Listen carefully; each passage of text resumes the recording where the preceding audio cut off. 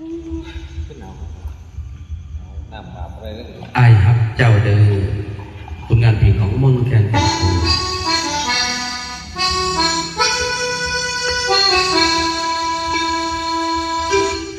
ถึงความรักสองสิก้าวไปต่อก็ได้จังใดกระกอบให้น้องครูว่าไอ้ครับเจ้าเดิน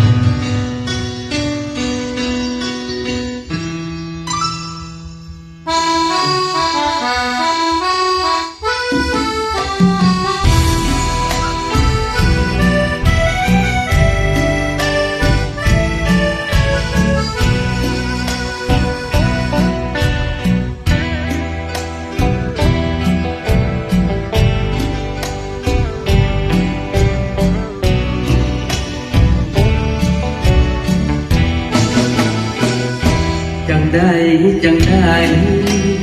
อายก็หักเจ้าเด้อถึงแม้หักเขาต้องเจอ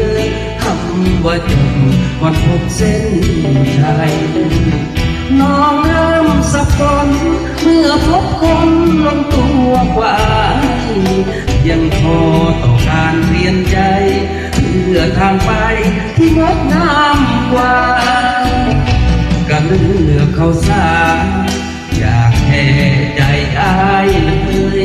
รีบค้นหาทางลงเลยส่วนฮักเขาเอ่ยแค่คำอำลา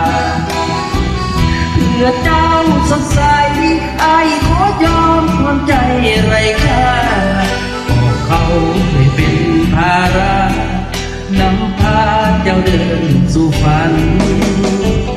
ข้อความสั้นๆบอกเลิกผ่านมือถือก็ได้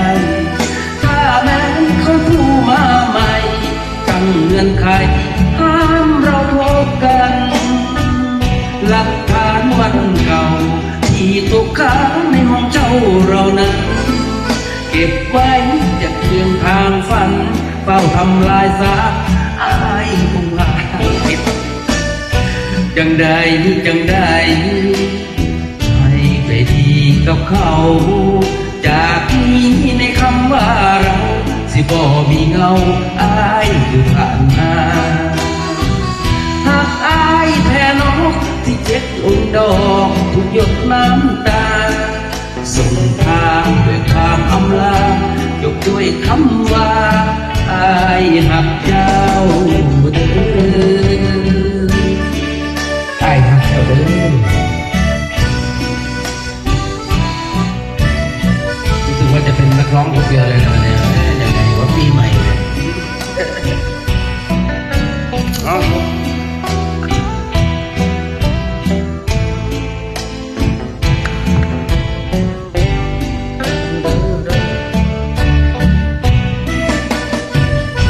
จังได้ก็ให้ไปดีกับเขาจากนี้ในคำว่าเราที่บ่มีเงาอายที่ผ่านมาหากอายแพ้นกสิเจ็บเองดอกทุกหยดน้ำตาส่งทางด้วยข้อความลาจบด้วยคำว่าอายหักเจ้าด้วยคำว่าอ้ายหักเจ้าเด้อ